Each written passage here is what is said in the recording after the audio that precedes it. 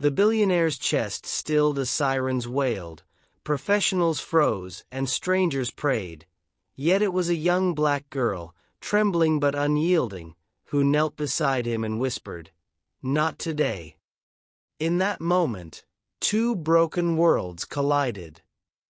Hello family, if you're ready for the full story, make sure you hit subscribe, and tell me in the comments where in the world you're watching from. Tomorrow, I've got another story that will blow your mind, and trust me, you don't want to miss it. Now let's dive in. The morning sunlight spilled across the sprawling glass windows of the penthouse, but inside the silence was heavy, almost suffocating. James Ashford III sat hunched at the edge of a leather sofa worth more than most people's homes, his trembling hands fumbling with a small amber pill bottle. He wore a watch that cost 6 figures, yet couldn't steady the pulse hammering in his neck. His empire stretched across continents, but all he could feel in that moment was his chest tightening, his breath catching. The world knew him as the billionaire who could buy anything. But behind those walls of glass and steel, James was a man terrified of something money couldn't stop: time. His estranged children hadn't spoken to him in years. His wife had left long ago. And as he swallowed the bitter tablets with a gulp of stale water, he wondered whether anyone would even notice if his heart gave out today. Just a few miles away, the world looked very different. Nia Carter tied the fraying laces of her sneakers, secondhand, a size too big, and tucked the ends into the worn soles to keep from tripping. Her tiny room buzzed with the sound of her younger brother playing video games in the next room, their grandmother's tired voice calling from the kitchen. Nia grabbed her backpack, its strap held together with safety pins, and slipped out the door before anyone could ask her for help. At 17, Nia was both invisible and indispensable. Teachers overlooked her in class, classmates saw only a quiet girl from the bad side of town, yet at home she was the one holding things together. She dreamed of college, of becoming a nurse, of being seen not as a problem but as someone who could make a difference. But most mornings, like this one, she settled for surviving another day.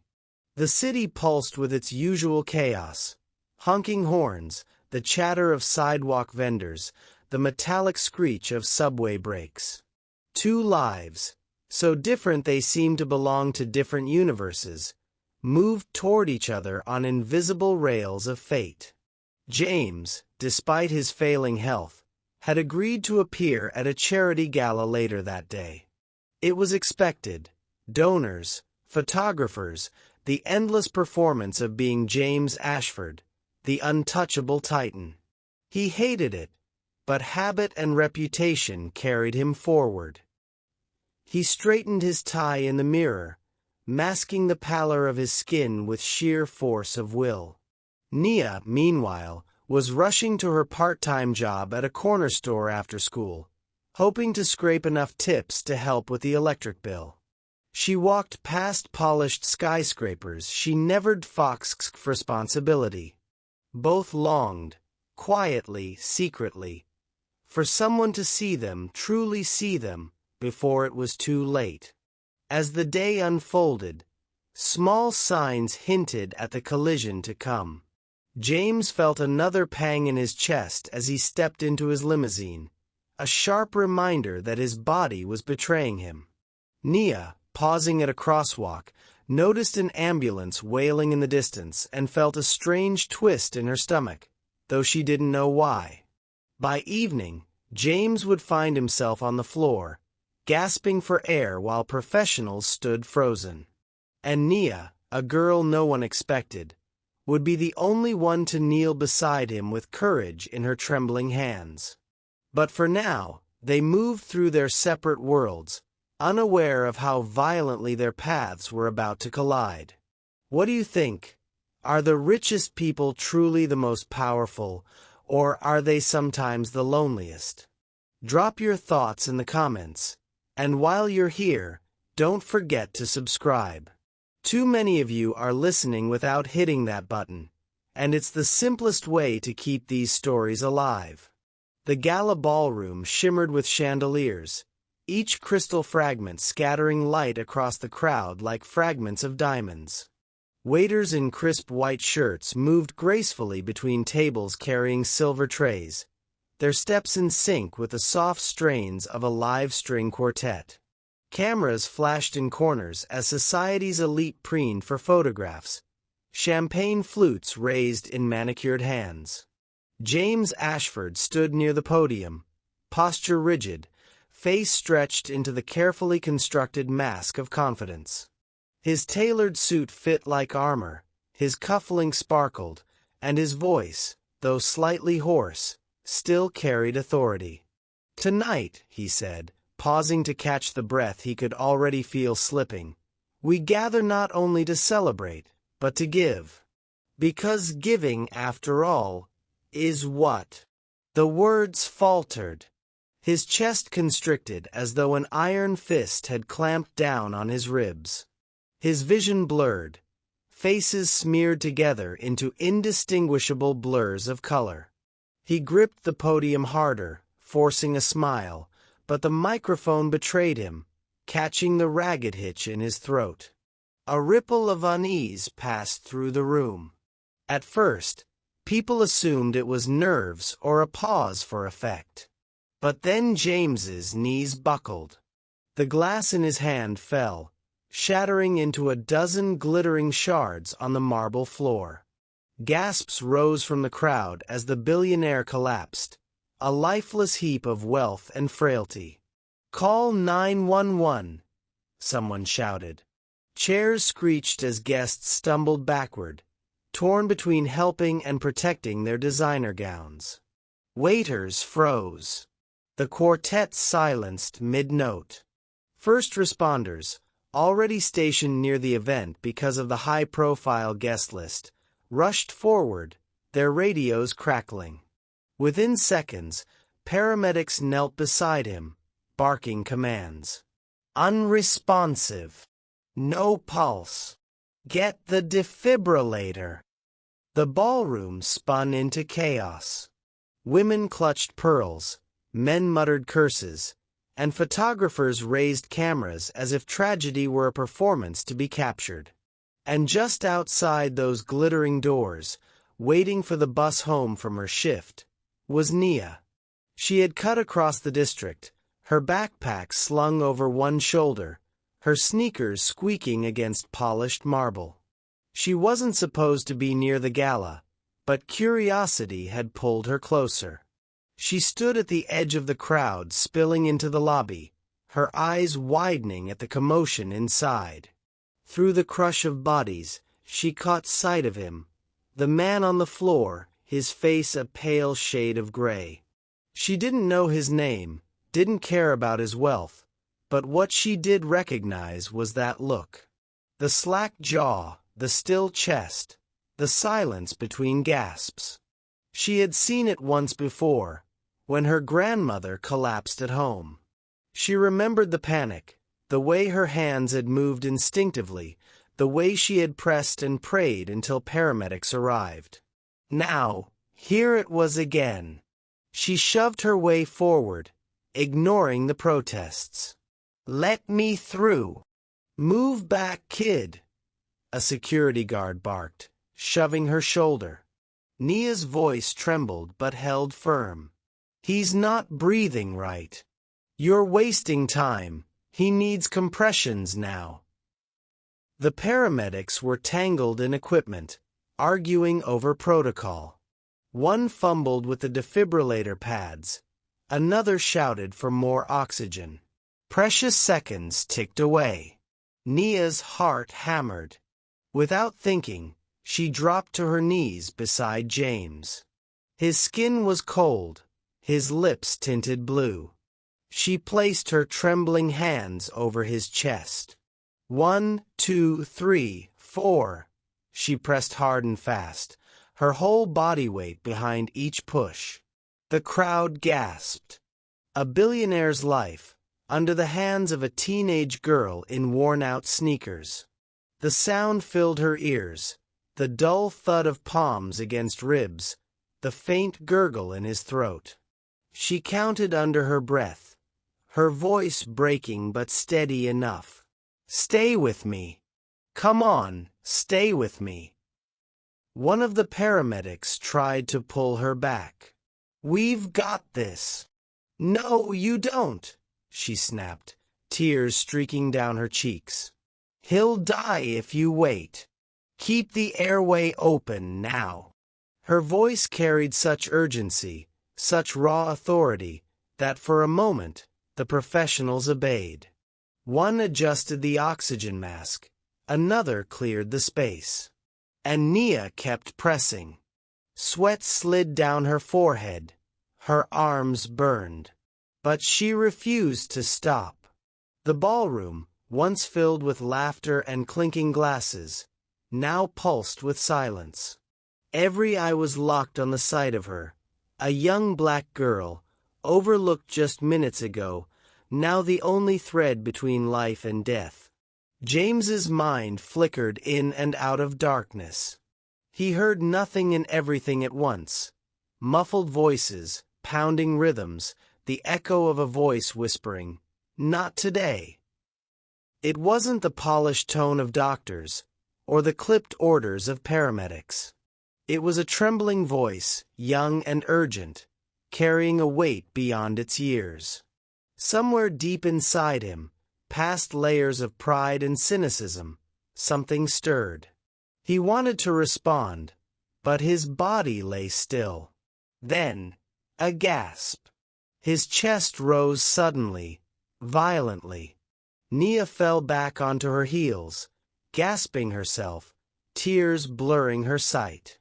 The paramedics surged forward, quickly reattaching monitors, barking orders that suddenly made sense now that life had returned. "We've got a pulse," one shouted.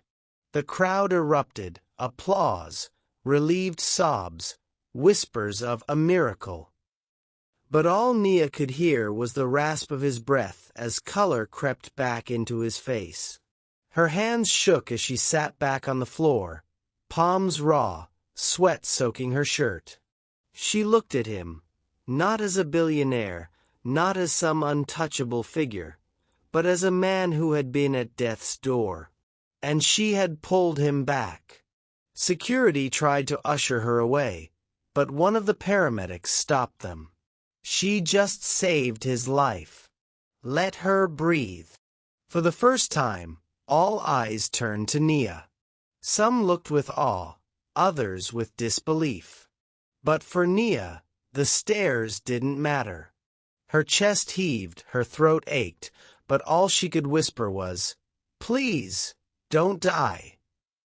And though his eyes remained closed, James heard her. Somewhere inside that fog, he heard her. Would you have had the courage to step forward when everyone else froze? Be honest. Drop your thoughts in the comments. And listen, if you're moved by this moment, don't just sit back quietly. Hit subscribe, because stories like this deserve to live on, and your support is what keeps them breathing. The hospital room smelled faintly of antiseptic and cold air conditioning, the kind of sterile chill that swallowed warmth. Machines hummed softly, tracking the faint rhythm of a heart that, only hours ago, had nearly stopped beating. James Ashford lay propped against pillows, dressed not in his usual tailored armor but in a thin hospital gown. The glow of monitors reflected off his pale skin, the cannula feeding oxygen into his nose a reminder of how fragile he had become. His empire could not disguise him here. When he first opened his eyes, disoriented and groggy, he had expected to see doctors, maybe a lawyer or assistant. But what he hadn't expected was the memory of her, the girl's trembling hands pressing life back into his chest, her voice piercing the void. "Not today." The memory gnawed at him, equal parts gratitude and humiliation. Gratitude, because she had saved him. Humiliation, because his survival had not come at the hands of seasoned professionals or the best medical team his fortune could buy. It had come from a girl in ragged sneakers. Meanwhile, Nia sat in the hospital lobby, her backpack clutched tightly to her chest. The marble floors gleamed beneath her feet, and every passing nurse or visitor gave her the same fleeting glance. Curiosity, suspicion, dismissal. She hadn't meant to come this far. After the ambulance doors closed, she thought they would send her away. But one of the paramedics had told her, gently, "You should stick around. He'll want to thank you. He'll want to thank you." The words had rattled around in her head for hours. She didn't believe them. Men like James Ashford didn't thank girls like her. At best, he'd send someone else, a lawyer, maybe, with a crisp envelope of money to make her disappear. At worst, he'd pretend she never existed. So she sat there, waiting, because she wasn't sure whether to hope or to run. Inside the room, James's assistant, a sharp-suited woman with a tablet pressed to her chest, leaned closer. "The media is already spinning this, sir. They're calling her a miracle girl. Headlines everywhere. Billionaire saved by teen hero. We'll need a statement." James's jaw tightened. A statement. His voice rasped, weaker than he wanted it to sound. "Yes. Gratitude, humility, all that. It'll play well." He stared at the blank wall, pulse thudding in his ears. He should be dead. Instead, he was alive because a stranger had seen him as more than a spectacle. But admitting that, letting the world know he owed his life to a teenage girl, scraped against the pride that had built his entire identity. "Draft something," he muttered. "Keep it professional." When Nia was finally called upstairs, her palms dampened with sweat. A nurse led her down a quiet hallway, the fluorescent lights buzzing faintly above. Her heart hammered louder with each step. She wasn't sure why she had come. She didn't owe this man anything. And yet, some part of her wanted to see him alive, to prove that what she had done had mattered. The door opened. James turned his head, his eyes meeting hers for the first time outside the chaos. For a moment, silence filled the room, heavy with something unsaid. Nia swallowed hard. "You're still here." He gave the faintest nod, his lips curving into something that wasn't quite a smile. "Thanks to you." It should have felt like validation, but the words came out stiff, rehearsed, almost transactional. He sounded more like a businessman closing a deal than a man acknowledging his savior. "You don't have to thank me," Nia said, her voice sharper than she intended. "I just did what anyone would do." His gaze flickered. Not anyone. Everyone else froze. The compliment, though true, felt hollow. The wall between them rose higher with every passing second. The assistant stepped forward, tablet glowing. "Mr. Ashford, perhaps we should get a photo together? It'll humanize the story." Good optics. Nia's stomach turned. She hadn't come for optics. She hadn't come for headlines. James hesitated, then said quietly, "No photos." The assistant's eyes widened. "Sir." No, his tone, though weak, brooked no argument. For a moment, Nia almost respected him for it. Almost. But then came the envelope. The assistant set it on the bedside table with a crisp motion, as though placing an offering at an altar. "This is a token of appreciation. Consider it a scholarship fund, if you like." Nia stared at it, thick, white, stamped with the Ashford crest. Her hands clenched into fists. "So that's it," she said, her voice trembling. "I keep you alive, and you throw money at me like it fixes everything?" James's face tightened. He hadn't asked for the envelope, but he also hadn't stopped it. His silence confirmed what she already feared. To him, she was just another problem to be solved with cash. She turned on her heel, storming toward the door. "Keep your money, Nia!" His voice cracked, surprising them both. She froze at the doorway, anger warring with something else. Hurt, maybe, or disappointment. "You don't get it, do you? I didn't do it for this. I didn't do it for you. I did it because I couldn't stand there and watch someone die while everyone else just looked away." Her words sliced through the sterile air. Then she was gone, the door clicking shut behind her. James stared at the empty space she had left behind, his chest tightening, not from illness, but from something far more difficult to diagnose. Shame. For the first time in years, his wealth had failed him. And for the first time in years, he realized how desperately he didn't want to be left alone. If you were in Nia's shoes, offered money after saving a life, would you take it, or would you walk away? Be real about it in the comments. And hey, while you're typing that out, don't just scroll past without subscribing.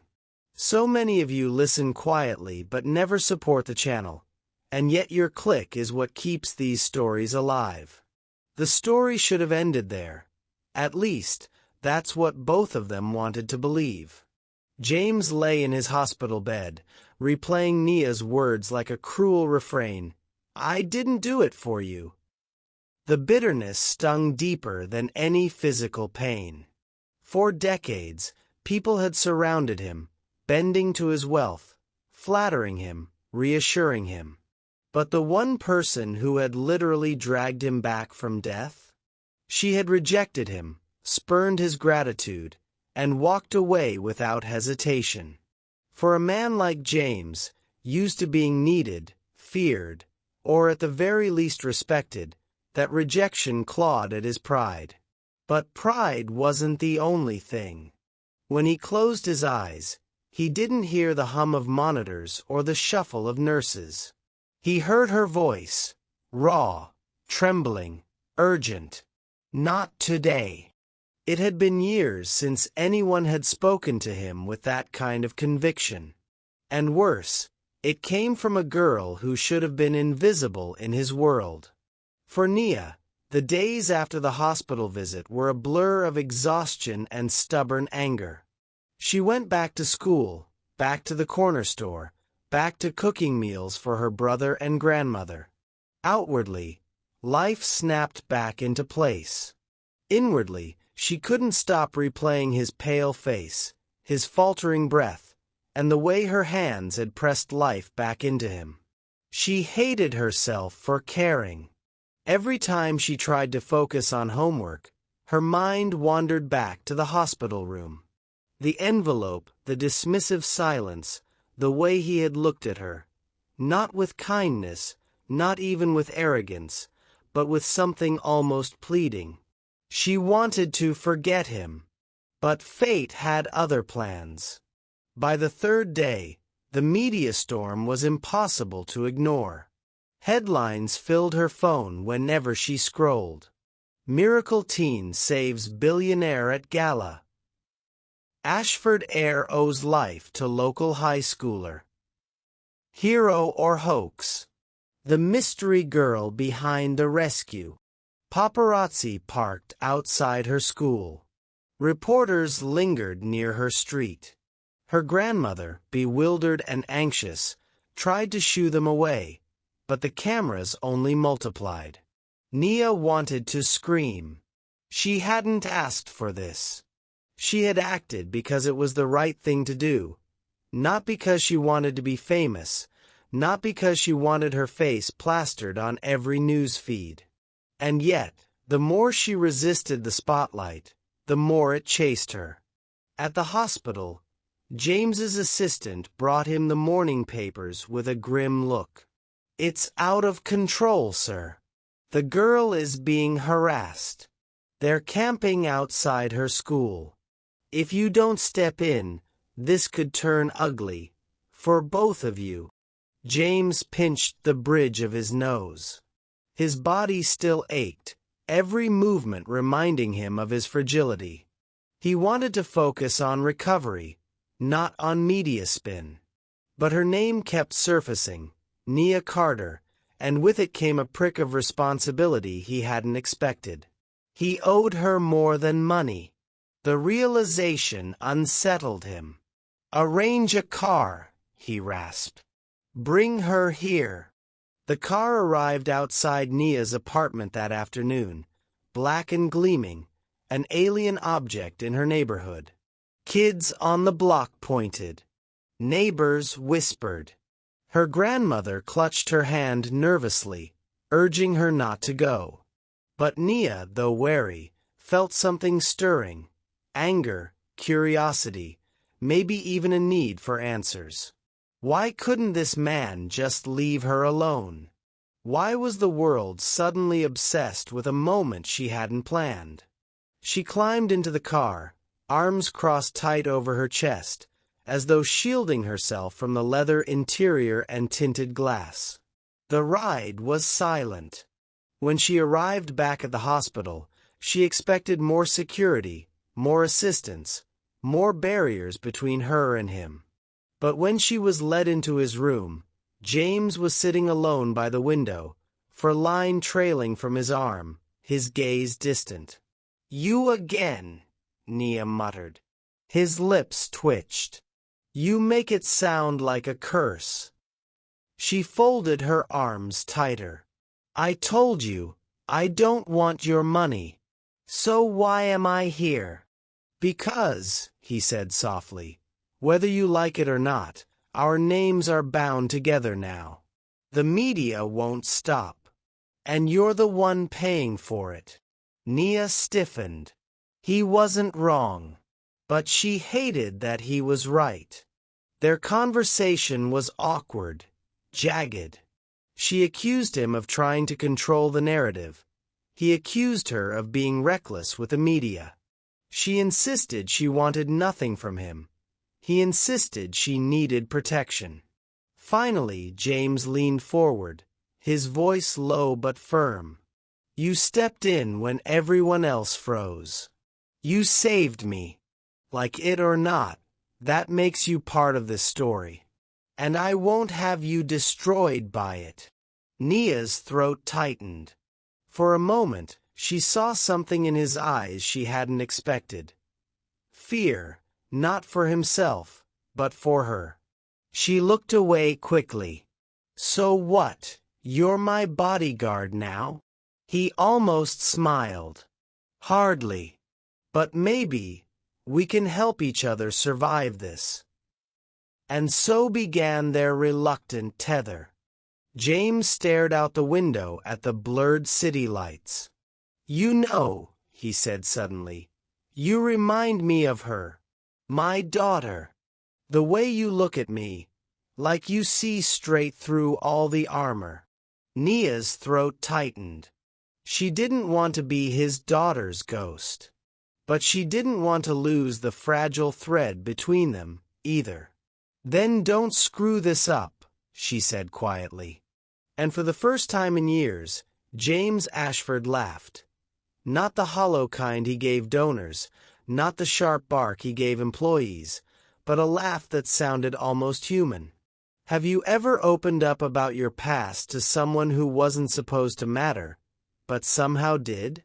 Share that story in the comments. It might help someone else feel less alone. And please, don't just vanish like silent ghosts. Subscribe now. It costs you nothing, but it keeps stories like this alive for everyone who needs them. The press conference was a blur. Cameras flashed, Microphones shoved forward. Voices barked questions neither of them wanted to answer.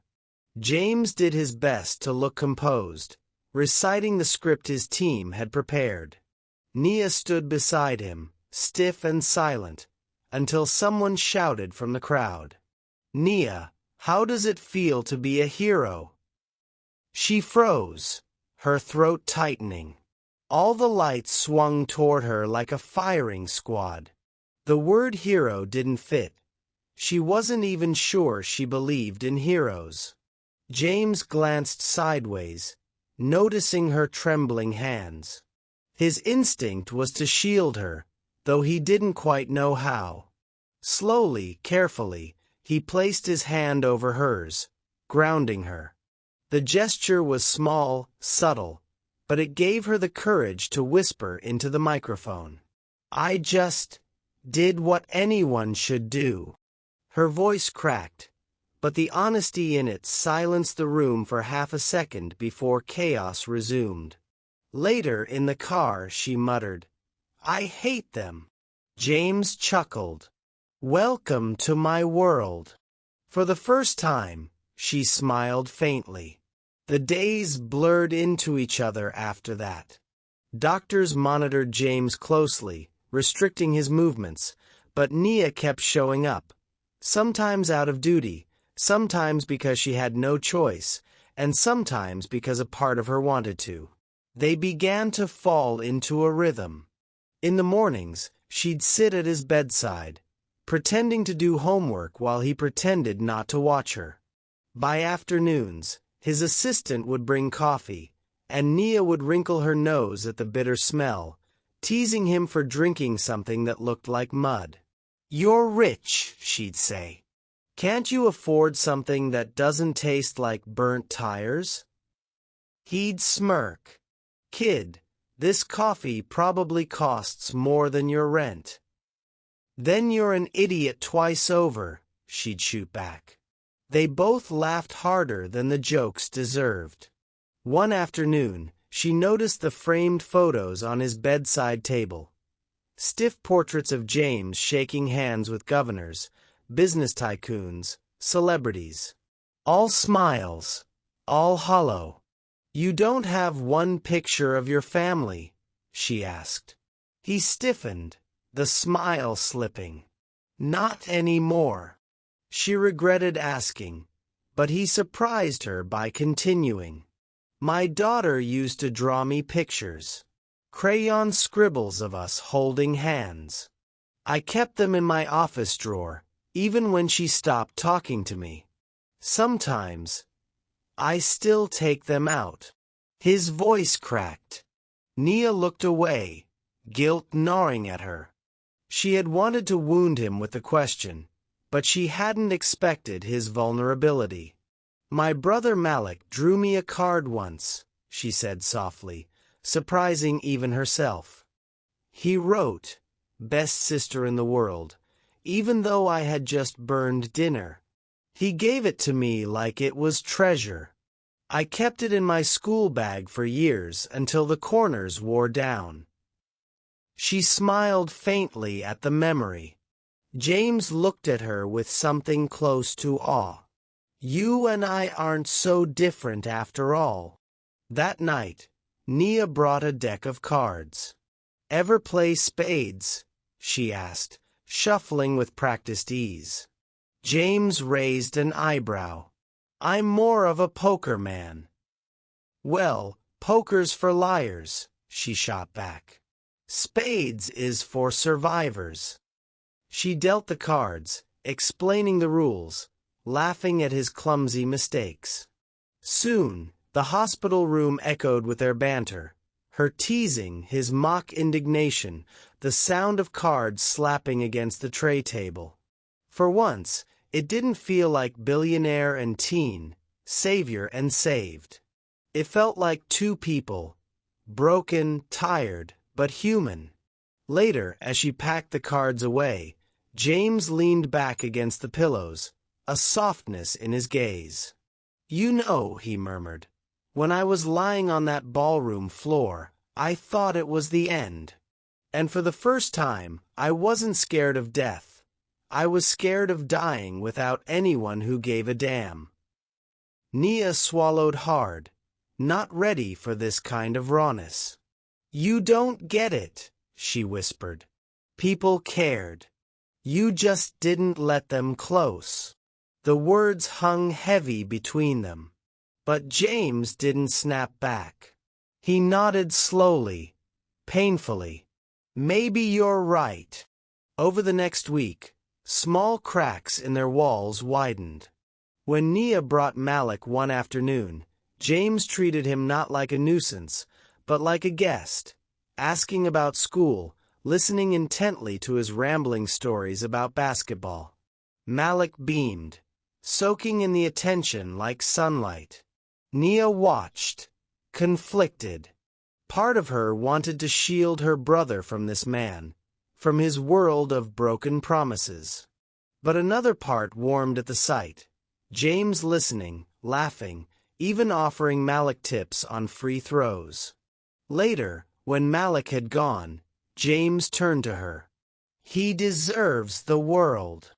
And I'm trying to give it to him, Nia said firmly. James met her eyes. You already are. For the first time, she didn't deflect. She let the words sink in, softening something inside her. One evening, while the city buzzed outside, Nia sat cross-legged in the chair, scrolling through her phone. A clip of the gala rescue had surfaced, grainy footage of her kneeling beside James, shouting, pressing her hands against his chest. She winced watching it. I looked terrified. James chuckled weakly. You saved my life. That's the opposite of terrified. No, she whispered, staring at the screen. I was terrified the whole time. But I couldn't just watch you die. Her voice cracked. James looked at her, his throat tightening. He wanted to reach out, to say something profound, but the weight of her words silenced him. Instead, he simply said, "Thank you." And this time, she didn't dismiss it. She nodded, letting the gratitude stand. As the days grew longer, so did their conversations. They spoke of regrets, of childhoods lost and futures uncertain. James shared stories of boardrooms and betrayals, of nights spent in empty penthouses. Nia spoke of scraped knees on cracked sidewalks, of her grandmother's humming in the kitchen, of Malik's laughter filling their cramped apartment.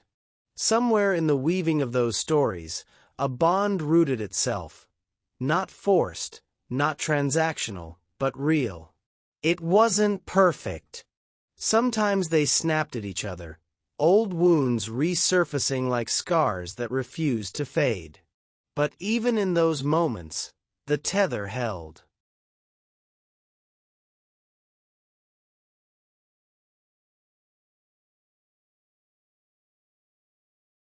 In the days that followed, Nia found herself drawn back again and again, not by choice, but by circumstance.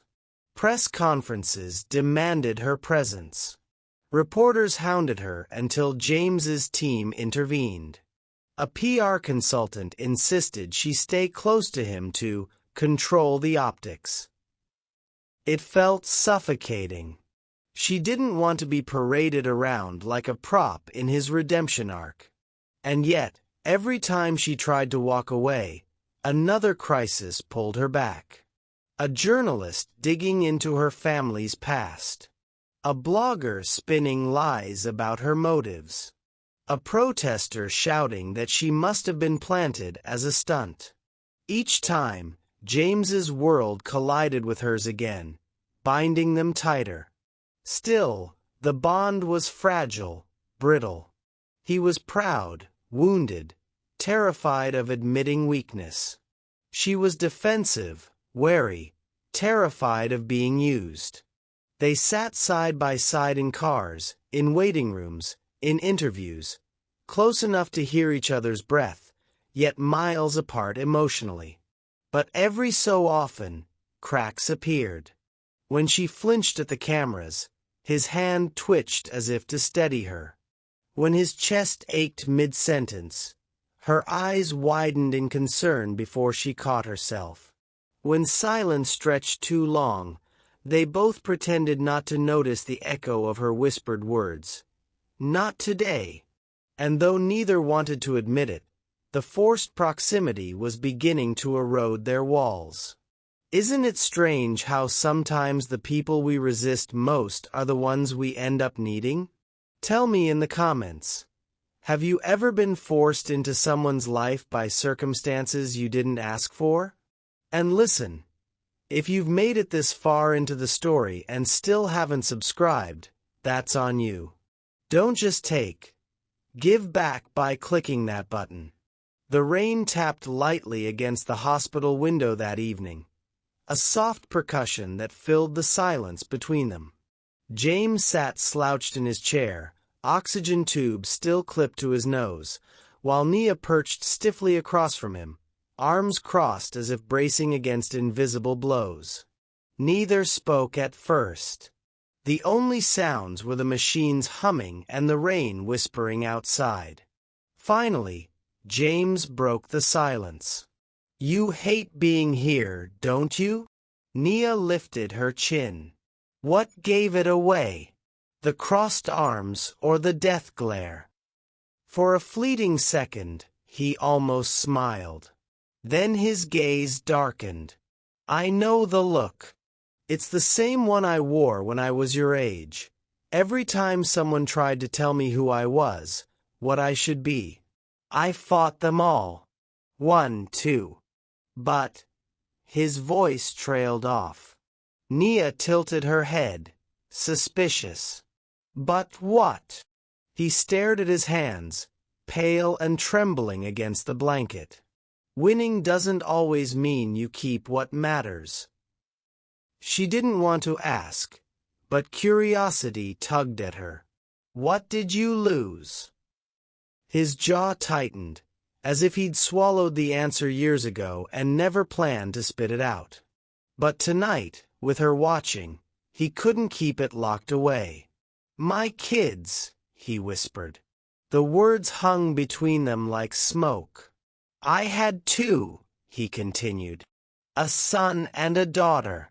Brilliant, beautiful, and he paused, throat tightening. I thought providing was enough. That as long as they had everything money could buy, they'd forgive me for never being there. For missing birthdays, recitals, the nights they needed me to just sit and listen. Nia's arms softened, falling to her lap. One day, James said, his eyes wet now, my daughter told me I was a stranger in my own home. My son called me a coward. And then, silence. Years of silence. No calls. No visits. Just absence. He dragged a shaky breath. And now I'm old, broken, sitting here praying I don't die before they forgive me. Nia stared at him, caught between pity and anger. She had never imagined men like him could feel that kind of emptiness. But at the same time, a bitterness stirred in her chest. You had a choice, she muttered. You chose money over them. You chose power. Nobody forced you to walk away. His gaze snapped to hers, sharp. You think it's that simple? Her hands balled into fists. It was simple for me. I didn't get a choice. The words spilled before she could stop them. My mom left when I was 7. Just gone. No note, no goodbye. One day she was there, the next she wasn't. My dad never showed up. Maybe he didn't even want to. So I've been raising my brother ever since. Cooking, working, scraping by while everyone else gets to just be kids. You think I chose that? You think I don't dream about walking away sometimes? But I can't. Because if I do, my brother has no one. Her voice cracked, the dam breaking. So yeah, I saved your life. But don't stand there telling me about regrets like it's some big tragedy. At least you had people who wanted you once. At least you had the chance to screw it up. Tears stung her eyes, and she turned away, ashamed of the tremble in her voice. James sat frozen, her words striking deeper than any insult ever could. He had lived decades surrounded by excess, convinced his suffering was unique. But this girl, this teenager, was carrying a weight heavier than anything he had ever borne. He whispered, almost reverently, "You shouldn't have to carry that." Nia let out a bitter laugh. "Yeah, well, life doesn't exactly ask permission." For a long time, neither spoke. The rain thickened, streaking down the glass, echoing the quiet ache inside the room. Finally, James said, "What's his name?" Nia blinked. "Who?" "Your brother." "Malik," she said, cautious. "Why?" "Because I want to remember it," James replied simply. "Because if he matters to you, he should matter to me. And because—" his voice faltered. "Maybe it's not too late for me to care about something that isn't a balance sheet." Nia studied him, unsure whether to believe the sincerity in his voice. Her whole life, she'd been warned about people like him, rich men with easy promises and empty hearts. But in his tired eyes, she saw something different. Not a predator, not a savior, but a man drowning in his own mistakes. Against her will, a flicker of empathy warmed her chest. "You sound like you want a second chance," she said softly. He met her gaze. "I sound like a man begging for one." A knock interrupted them.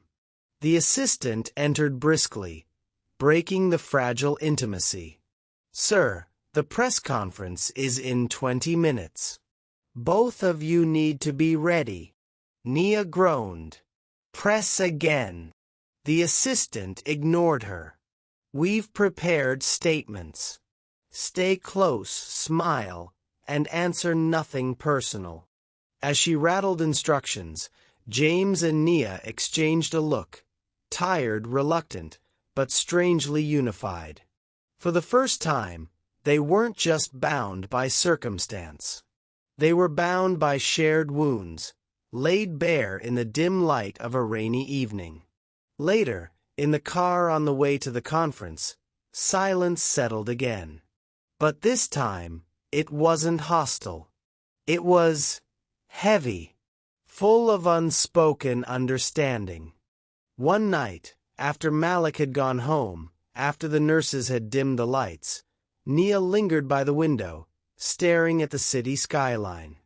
"You ever wonder," she asked quietly, "why two people so different would ever cross paths like this?" James studied her silhouette against the glass. "I think sometimes the universe knows we're broken. So it throws us into each other's lives, hoping we'll help put the pieces back." She turned, eyes glistening. "And what if we fail?" He smiled faintly. "Then at least we tried." For the first time since the night of the gala, Nia didn't feel like she was drowning. And for the first time in decades, James didn't feel alone. The hospital room had grown familiar, like a strange second home, for both of them. The beeping monitors, the soft shuffle of nurses' shoes, even the sterile smell of disinfectant had become part of their rhythm. Nia still rolled her eyes when James complained about the food, and James still smirked when she teased him for his coffee obsession. But beneath the fragile peace, tension coiled, waiting to strike. It started with a phone call. James's assistant entered briskly one afternoon, holding a tablet. "Sir, the press is running with a story. It's bad." James took the tablet, his face tightening as he read. Nia leaned over his shoulder, curious. The headline made her stomach drop. Teen hero's troubled past exposed. Father's arrest, mother missing, family ties questioned. Her hands went cold. The article was brutal, digging into police records, her father's criminal charges, her mother's disappearance, even hinting that Malik might follow the same pattern of delinquency. It twisted her family into a spectacle, painting them as damaged goods. "No," she whispered. "No, no, no." James's eyes darkened with fury. Who did this? His assistant shifted uneasily. "It's all over the feeds. They're saying saving you might have been staged. That she wanted attention. Or leverage." Nia's chest caved in.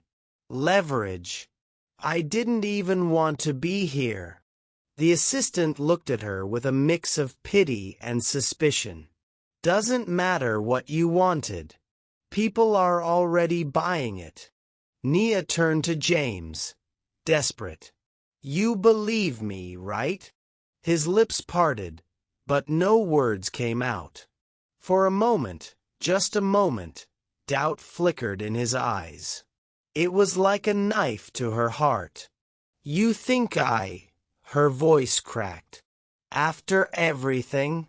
After saving your life? You think I'd use you?" James shook his head quickly, but the hesitation was already there, raw and unspoken. Nia, I don't know what to think. My whole life has been people using me. Taking pieces of me for what I can give. Do you understand how hard it is to trust anyone?" Her fists trembled. "I'm not them." "I know," he said softly, but the damage was done. That night, Nia didn't come back. For the first time in weeks, James's room felt unbearably empty. He stared at the doorway long after visiting hours had ended, half expecting her silhouette to appear. It didn't. He told himself it was fine. She was just a girl, a stranger, a fluke of fate. He didn't need her. But when he closed his eyes, the silence screamed louder than his monitors. Meanwhile, Nia sat on her bed, knees pulled to her chest, Malik asleep beside her. She scrolled through the hateful comments flooding her phone. Typical. Of course she's a scammer. She probably staged the whole thing for cash. Can't trust people like her. Her throat burned, but what hurt most wasn't the strangers. It was James's hesitation, that split second of doubt. She had bared her scars to him. She had let him into her world. And he hadn't believed. For the first time since the gala, she felt like maybe she should have let him die. The days dragged. James asked for her. She didn't come. He tried calling. She didn't answer. He sent cars to her neighborhood. She refused to get in. He even had flowers delivered, but Malik shoved them back at the driver. "Leave us alone," the boy said, his young voice fierce with loyalty. James felt the rejection like a punch.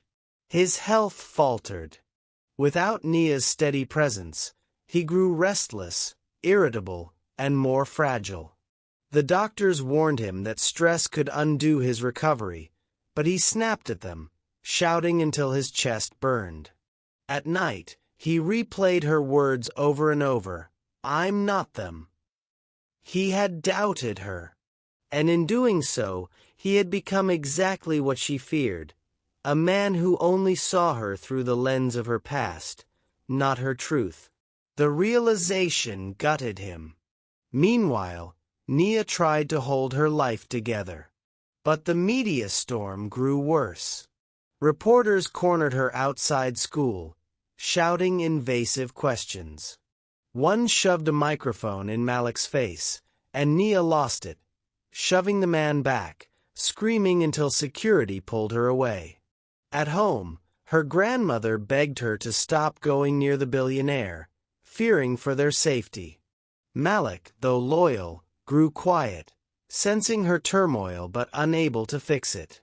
One night, after another headline smeared her name, Nia broke down. She sat on the kitchen floor, sobbing into her hands, whispering, "Why did I even save him? Why did I care?" Her grandmother knelt beside her, stroking her hair. "Because that's who you are, child. You save people, even when they don't deserve it." The breaking point came a week later. James, desperate to repair the damage, held another press conference. He intended to defend Nia, to clear her name. But when reporters asked where she was, he stumbled. His statement came out weak, unconvincing, almost as if he didn't know whether she was guilty or innocent. The headlines the next day were merciless. Even Billionaire unsure of teen hero's motives. When Nia saw it, she snapped. She stormed into his hospital room unannounced, eyes blazing. "How dare you?" she shouted. "How dare you let them tear me apart and not stand up for me?" James looked stricken. "Nia, I tried." "No!" she cut him off. "You hesitated. You hesitated when it mattered. You told me we weren't so different. You told me you believed in me. And then the second they dug up dirt, you looked at me like I was one of them, like I was just another leech trying to use you." Her voice cracked. "Do you know what that feels like? To finally let someone in, only for them to prove you were stupid for trusting them." Tears blurred her vision. James reached out, but she pulled back. "I saved your life," she whispered. "But you broke mine." And with that, she turned and walked out. James sat there, the room echoing with her absence. For the first time since the gala, he felt the cold weight of death again, not in his body, but in his heart. Sometimes the deepest pain isn't betrayal from enemies, it's doubt from those we hoped would believe in us. Tell me in the comments, has someone's hesitation ever cut you deeper than outright rejection? And if you're following this story without subscribing, don't stay on the sidelines. Join us now. Don't hesitate the way James did. The silence after Nia's outburst clung to James like a shroud. Her words echoed in his chest louder than the monitors. "I saved your life. But you broke mine." He didn't sleep that night. Each time he closed his eyes, he saw her face, tear-streaked, furious, trembling with betrayal. The girl who had dragged him back from death had walked out on him, and this time he wasn't sure she'd ever return. He sat up in bed, staring at the city lights beyond the window. All his life, he had measured his worth in deals closed, towers built, names on buildings. But now, staring into the dark, all of it felt hollow. What good was a skyscraper if the foundation of his soul was cracked? For the first time, James admitted to himself the one truth he had always avoided. He didn't know how to love without hurting people. Nia, meanwhile, paced her tiny bedroom, Malik's steady breathing the only sound in the dark. Her fists clenched at her sides, her mind a storm. She had sworn she wouldn't let him in. She had sworn she wouldn't care. But she had. And when it mattered, when the world turned on her, he hadn't been strong enough to stand by her. "Stupid," she muttered to herself. tears burning her eyes. I was so stupid. Her grandmother's words replayed in her head. You save people, even when they don't deserve it. But what if saving him had ruined her? What if she had gambled her family's dignity, Malik's safety, her own peace of mind, and lost? She pressed her forehead against the cool window pane, whispering, Why do I still care? For days, they existed in parallel misery. James sat through board meetings he barely registered, his mind always drifting back to her. His assistants urged him to focus, but every deal, every number felt meaningless. He saw her everywhere, in the sharpness of a young intern's voice, in the determination of a girl selling flowers on the street below, in the stubborn glint of his own reflection. Nia trudged through school, ignoring whispers and stares. She deleted social media apps from her phone, but the damage was already done. Rumors clung to her like smoke. She told herself she didn't need James's approval, his money, or his world. But deep down, she longed for one thing she had never had. Someone powerful enough to stay, to fight for her when things got ugly. One evening, Malik tugged at her sleeve as she sat silently at the dinner table. You're sad, he said simply. Nia forced a smile. I'm fine. He frowned. You're lying. You miss him. Her chest tightened. Why would I miss him? He doesn't care about us. Yes, he does, Malik said firmly. He asked me about basketball. Nobody asks me about basketball. Nia swallowed hard. Her brother's innocence was like a blade. Meanwhile, James found himself in his daughter's old room. He hadn't stepped inside in years. The walls were still painted lavender, the bookshelf lined with her childhood novels. In the drawer by the desk, he found the crayon drawings she had made. Stick figures of her holding hands with him, hearts drawn above their heads. He sank into the desk chair, clutching the faded paper, and whispered, I did it again. I pushed her away.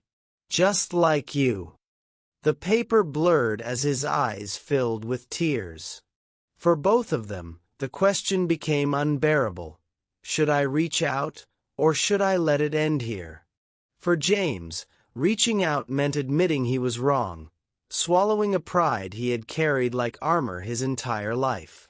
It meant risking rejection not from shareholders, not from rivals, but from a girl who had seen straight through his walls. For Nia, reaching out meant exposing herself again, risking more pain, more betrayal. It meant trusting a man whose world had already burned her once. They hovered on the edge of silence, each waiting for the other to move, both terrified of what it might cost. The turning point came late one night. Nia found a letter slipped under her apartment door. She recognized the handwriting instantly. Elegant, old-fashioned, unmistakably his. Her hands shook as she unfolded it. Nia, you were right. I hesitated, and in doing so, I failed you. I failed myself. All my life, I have let fear dictate my love. Fear of being used, fear of being seen, fear of being left again. You deserved better than my cowardice. You are not them. You never were. If you never want to see me again, I will accept it. But if there is even the smallest chance, meet me tomorrow at the fountain in Central Park, the place where my daughter once told me she believed in magic. I'll be there, waiting, whether you come or not. James. Nia clutched the letter, her throat burning. She wanted to rip it in half. She wanted to throw it away. But she couldn't. Because for the first time, his words felt less like a billionaire's script and more like a man's confession.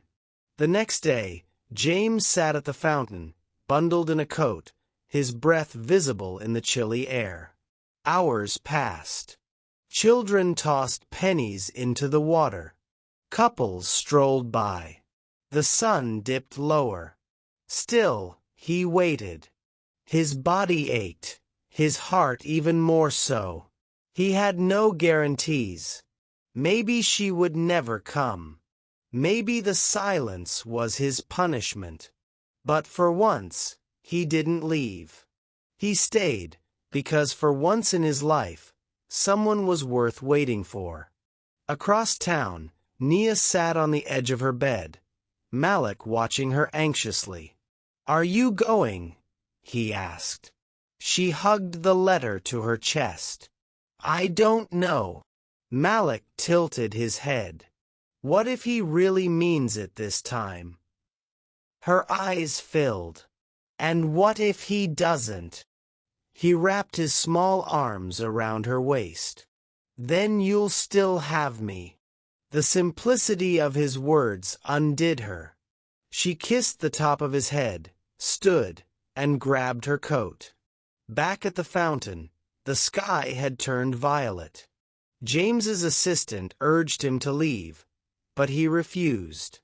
His breath was ragged now, his body weak, but he clung to hope like a lifeline. And a figure appeared in the crowd. Nia. She stood at the edge of the plaza, hesitant, her coat wrapped tightly around her, eyes wide with uncertainty. Their gazes locked. James's throat closed. His lips trembled. He didn't dare move, afraid she'd vanish if he did.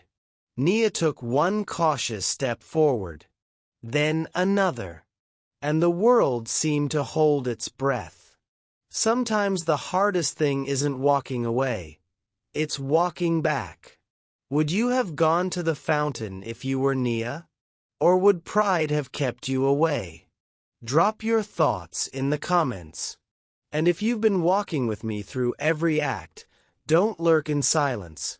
Subscribe now, because the ending you're about to witness deserves your full heart.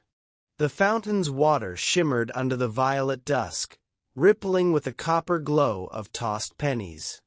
James sat hunched on the stone bench, his breath shallow, his body weak, but his eyes were alive, fixed on the figure slowly approaching through the crowd. Nia. For a moment, neither moved. The distance between them stretched wider than oceans, heavy with everything unsaid. Finally, Nia broke the silence. "You waited." James's voice cracked. "I told you I would." Her gaze swept over him, his pale skin, the tremor in his hands, the lines etched deeper from sleepless nights. He looked fragile in a way that scared her. But more than that, he looked human. She folded her arms, guarding herself. "Why?" He swallowed hard. "Because I've spent a lifetime walking away. From my family. From people who loved me. From chances to be more than a man with money. I couldn't walk away from you. Not again." The words hit her like a wave. She wanted to believe them, but the memory of his hesitation still burned. "You hurt me," she whispered. "You let them tear me apart. You didn't stand up when I needed you." James nodded, shame heavy in his eyes. "I know, and I can't undo it. But I can choose differently now.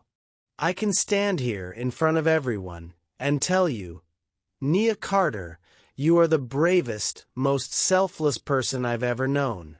You saved my life, not just in that ballroom, but every day since. And if you walk away now, I'll understand. But I need you to know, I see you, all of you, and I'm not afraid anymore." His voice broke on the last word. Nia's chest tightened. The crowd bustled around them, unaware of the gravity unfolding. She stared at the fountain, at the rippling water, remembering the letter, the nights of doubt, the way he had laughed with Malik, the way he had listened when no one else had. She thought of her grandmother's words, "You save people, even when they don't deserve it." Maybe it wasn't just about saving him anymore. Maybe it was about saving herself. From bitterness, from isolation, from shutting her heart off before it ever had the chance to grow. Slowly, cautiously, she stepped closer. "I don't trust easy," she said, her voice trembling. "And when I do, it feels like giving away pieces I can't get back. You made me feel stupid for trusting you." James's eyes brimmed. "Then let me spend whatever time I have left proving it wasn't stupid. Let me earn the pieces back." Her lips trembled. "And if you can't?" He exhaled, a shaky laugh. "Then at least I'll die knowing I tried the one thing I always failed at, loving someone without fear." The words shattered the last wall between them. Tears slid down Nia's cheeks. She closed the final steps, standing in front of him. For a moment she hesitated, then she reached out, taking his trembling hand in hers. The contact was electric, fragile, real. James bowed his head, pressing their joined hands to his lips. "Thank you," he whispered. And this time, Nia didn't pull away. In the days that followed, something shifted. James, for the first time in decades, opened his world not with contracts or conditions, but with presence. He invited Nia and Malik to his estate, not as guests for the cameras, but as people he wanted near. The mansion, once cold and echoing, filled with the sound of Malik's laughter bouncing off marble walls. Nia remained cautious, still wary of wealth's glittering traps, but she couldn't deny the changes. James sat at the kitchen table with Malik, helping with math homework he barely understood. He let Nia teach him spades until he actually won a round. He listened when she vented about teachers or bills or her fear of the future. And slowly, cautiously, she began to trust again. One night, as they sat by the fire, Nia turned to him. "You ever think about calling them? Your kids?" James's face clouded, the old fear rising. "Every day." "Then why don't you?" He stared at the flames, silent for a long moment. "Because I'm afraid they'll hate me." Nia placed a hand on his arm. "Then let me say this, and hear me. People can surprise you. If you can show me you've changed, you can show them too." James blinked back tears. For the first time in years, he felt the possibility of forgiveness stirring like dawn. Weeks passed. James grew stronger. His health stabilized. But the biggest change wasn't medical. It was emotional. He was no longer a man counting assets. He was a man counting moments. Moments like Malik's proud grin after scoring his first three-pointer at practice. Moments like Nia laughing so hard she spilled juice on his expensive rug. Moments like standing in the kitchen, apron on, trying to flip pancakes badly while Nia doubled over with laughter. For a man who once believed his wealth defined him, James discovered something richer than gold: belonging. One evening, as the sun dipped behind the city skyline, James gathered the courage to dial a number he had memorized years ago. His daughter's. The phone rang once. Twice. His heart pounded. Then, "Hello." His voice broke. "It's me. It's Dad." A silence stretched, heavy with decades of distance. Then softly his daughter said, "Why now?" James's throat tightened. Because someone reminded me it's not too late. And I don't want to waste another day. Tears streamed down his face. In the corner of the room, Nia watched quietly, pride glistening in her eyes. The story that began with a near death on a ballroom floor ended not with isolation, but with love, unexpected, undeserved, but real. James found redemption. Nia found recognition. Together, they found that sometimes, family isn't the one you're born into. It's the one you fight for, the one you heal with, the one you choose. Weeks later, standing on stage at a charity event, not scripted this time, not for optics, James introduced Nia to the world not as a hero, not as a symbol, but as the young woman who taught me what it means to live again. The audience rose in applause. Nia, blushing, rolled her eyes. But when she glanced at him, his smile wasn't for the cameras. It was for her. And for once, she let herself smile back. Love doesn't always arrive in the package we expect. Sometimes it shows up in a stranger's hands pressing life back into your chest, or in a girl who refuses to let you die alone. So I'll ask you this. Who has saved you, even if they didn't know it? Share your story in the comments. And if this journey touched you, don't just click away. Subscribe. Be part of this family we're building here, because stories like this are how we remind each other we're not alone. Thank you for watching this story to the end. If you enjoyed this story, you would surely love the next one. It's as crazier and more intriguing as you can ever imagine. So do check it out. Click on the image showing on your screen right now to watch the next one.